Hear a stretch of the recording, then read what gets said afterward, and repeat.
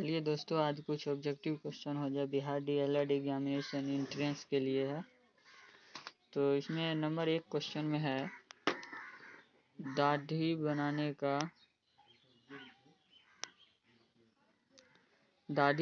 के लिए उपयोग में आने वाला दर्पण होता है। तो दाढ़ी बनाने के लिए जो उपयोग में लाया जाता है वो अवतल दर्पण होता है, अवतल दर्पण। उसके बाद है 2 नंबर में निम्नांकित में से कौन सा पदार्थ लेंस के लिए प्रयुक्त नहीं किया जा सकता है।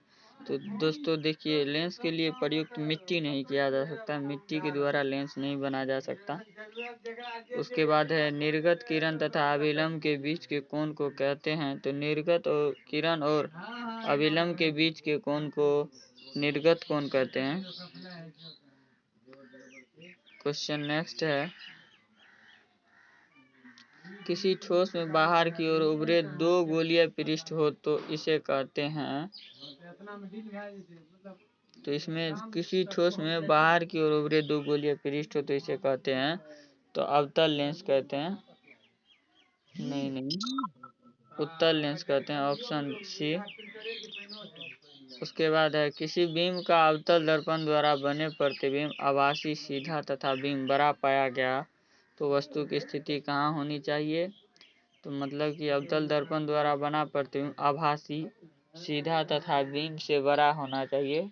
तो इसके लिए दर्पण के ध्रुव तथा मुख्य फोकस के बीच रखेंगे तो बनेगा। नेक्स्ट है सर्च लाइट परावर्तक सतह होता है। सर्च लाइट परावर्तक सतह होता है अवतल लेंस का, अवतल का।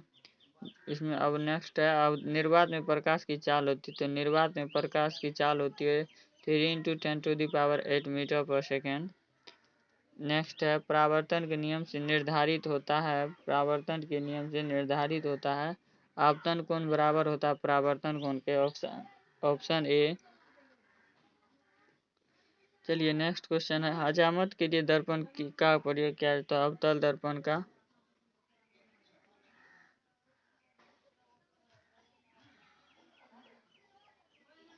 अवतल दर्पण का होगा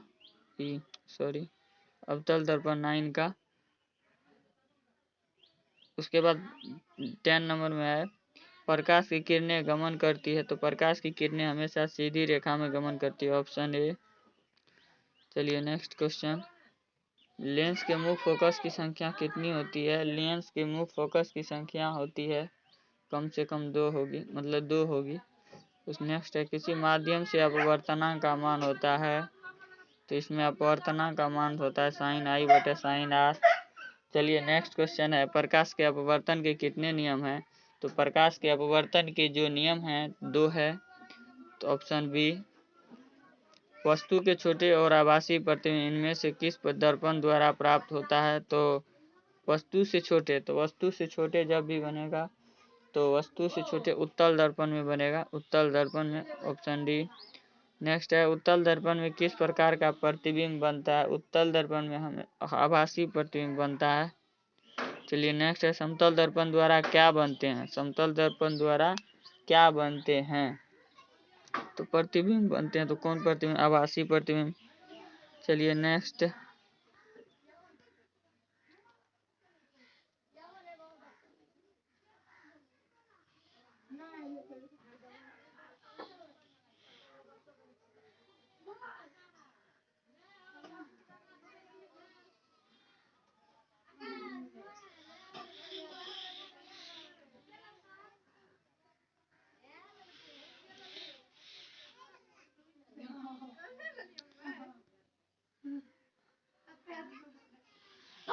चलिए नेक्स्ट है प्रकाश के अपवर्तन के कितने नियम है। तो 2 नियम है, अपवर्तन के 2 नियम है। नेक्स्ट है वस्तु से छोटे और आभासी प्रतिबिंब, ये तो हो गया ना।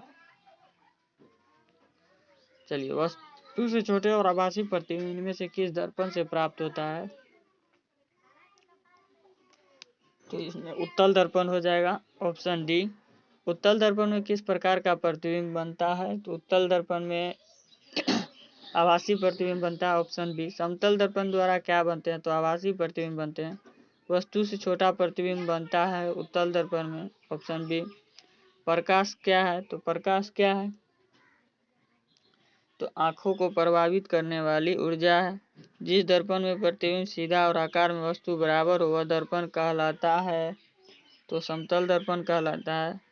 एक गोलीय दर्पण की वक्रता त्रिज्या 40 सेंटीमीटर, इसकी फोकस दूरी, तो फोकस दूरी यानी वक्रता त्रिज्या r बराबर है 40 सेंटीमीटर, तो r बराबर 40 सेंटीमीटर, फोकस f बराबर 1/, यानी फोकस r किससे मतलब, तो फोकस है तो 1/, हो जाएगा इसका 20 सेंटीमीटर हो जाएगा। फोकस f, r से f निकालेंगे 1r/2, तो r/2 निकलेगा तो फोकस निकल जाएगा, उसका फोकस दूरी हो जाएगा 1/, तो फोकस दूरी तो आसान है 1/2 हो जाएगा, नहीं वक्रता त्रिज्या r/2 हो जाएगा, 40 बटे 2 20 सेंटीमीटर हो जाएगा। चलिए नेक्स्ट में यदि आपतन कोण I और परावर्तन कोण R हो तो इन दोनों के बीच संबंध क्या होगा। तो इन दोनों के बीच संबंध I बराबर जो होगा ना R होगा, ऑप्शन। चलिए नेक्स्ट है, किसी फोकस दूरी की लेंस की क्षमता होती है, तो लेंस की क्षमता होती है 1/f मीटर में। उसके बाद हवा में टंगी हुई वस्तु को पानी के अंदर से पानी की सतह से लंबवत देखने पर इस वस्तु का प्रतिबिंब वस्तु से होगी, तो वस्तु से अधिक दूरी पर होगी। F बराबर r/2 सत्य है, तो अवतल और उत्तल दोनों के लिए, A और B दोनों के लिए।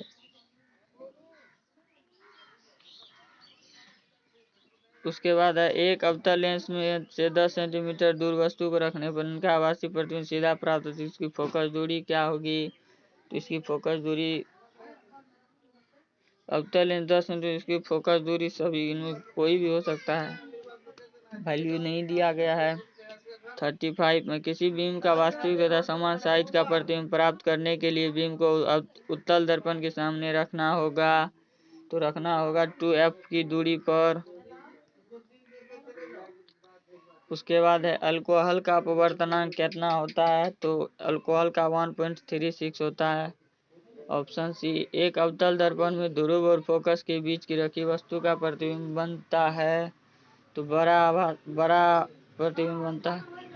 द्विअवतल लेंस को कहा जाता है अपसारी लेंस, ऑप्शन ए।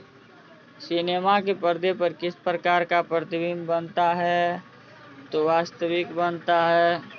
उत्तल लेंस की क्षमता होती है धनात्मक होती है।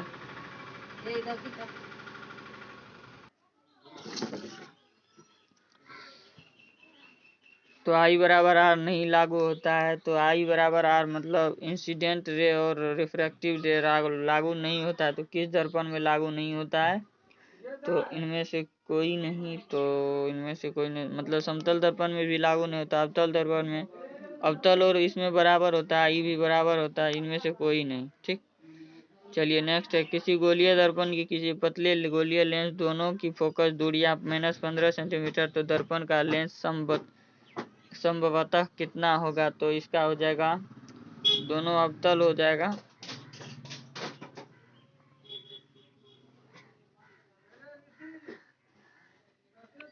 चलिए अब मिलते हैं अगले वीडियो में, तब तक के लिए धन्यवाद। चैनल को सब्सक्राइब कर दीजिएगा।